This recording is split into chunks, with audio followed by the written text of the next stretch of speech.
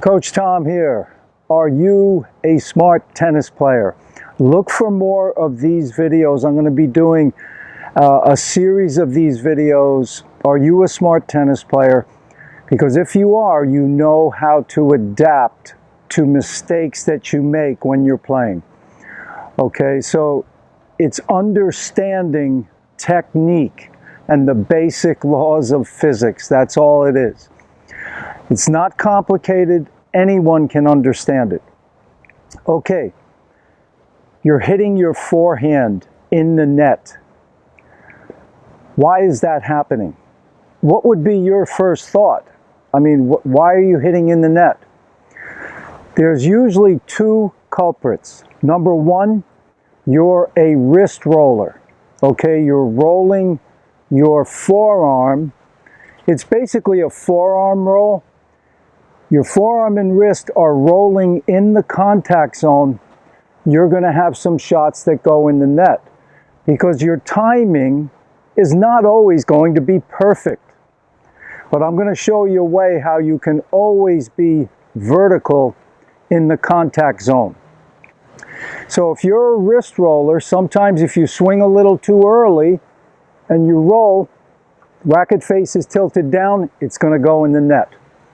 The other reason, you may not be getting the racket low enough. The racket is too high on your backswing. Your racket's up too high. You've got to drop the racket down. Everyone has heard that saying, you know, swing low to high. But how low do you have to get? Usually, I mean, it's going to be around, you've got to let that racket drop about knee height, you know, so you can get a good foot. I think of it that way, a good foot, 12 inches below the contact point before you swing forward. If you don't do that, you're going to net the ball from the baseline area. Okay, this ball is up about waist high here.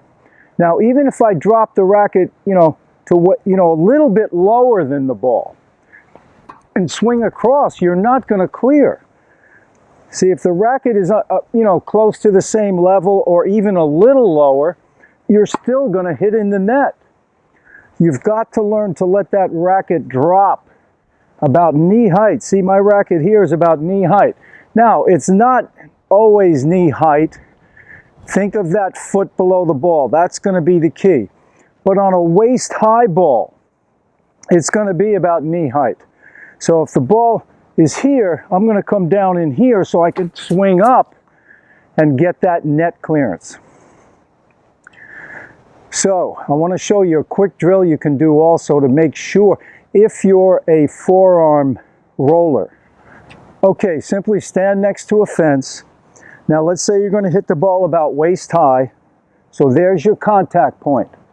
Okay, now you've got to remember you're going to come down a foot lower, about knee height. So then from there, you're just going to practice swinging up to make sure the racket is vertical here. That's the key. So bring the racket back, drop it down a foot below, swing up, and do this drill with your eyes closed so you can get a feel. You can sense how it feels to keep that forearm and wrist in a fixed position.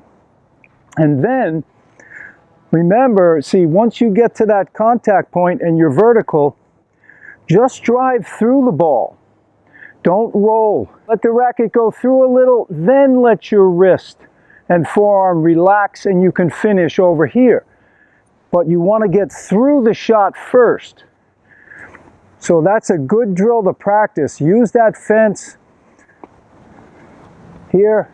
Just drop it down, foot below, swing up. I'm vertical every time when I hit. And that's the beauty of it. As long as you have that racket face closed at the low point of the backswing, right here, you're guaranteed vertical here for the rest of your life.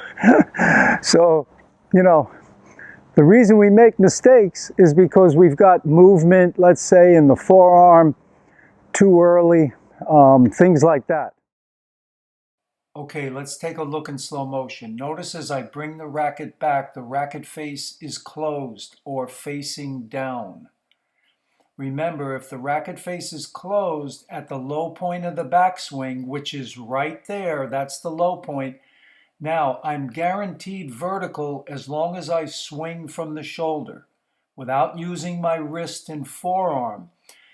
The racket right now is perfectly vertical. Now I'm going to drive through the ball. The wrist and forearm have still not broken.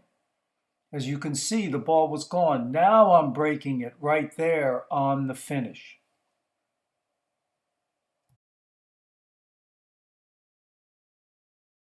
Okay, slow motion from the side. As I bring the racket back, you're going to notice the racket face is facing down. The racket's closed. All right, now I'm dropping the racket down below the contact point. Right there, I'm a foot below the ball. The racket is not quite at knee level because I'm contacting this ball relatively high. But notice the racket is perfectly vertical. I haven't played around with my wrist or forearm. The ball is gone, and now the wrist and forearm are rolling over. And you'll see that on the finish right there.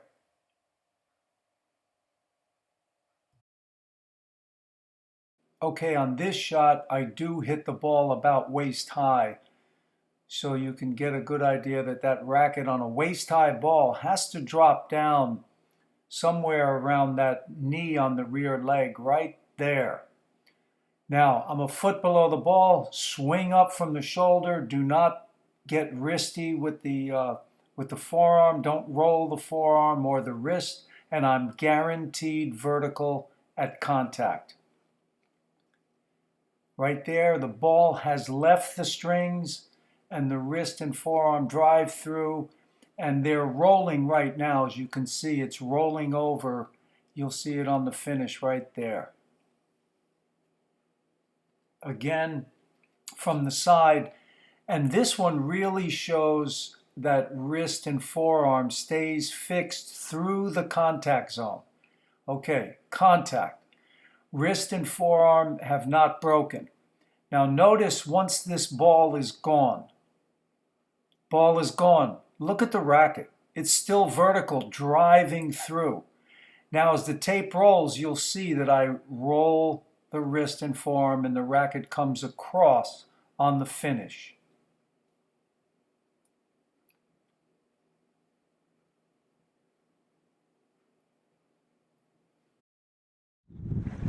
Well, I hope you enjoyed that video. Please give it a like, a thumbs up, and please subscribe to the channel.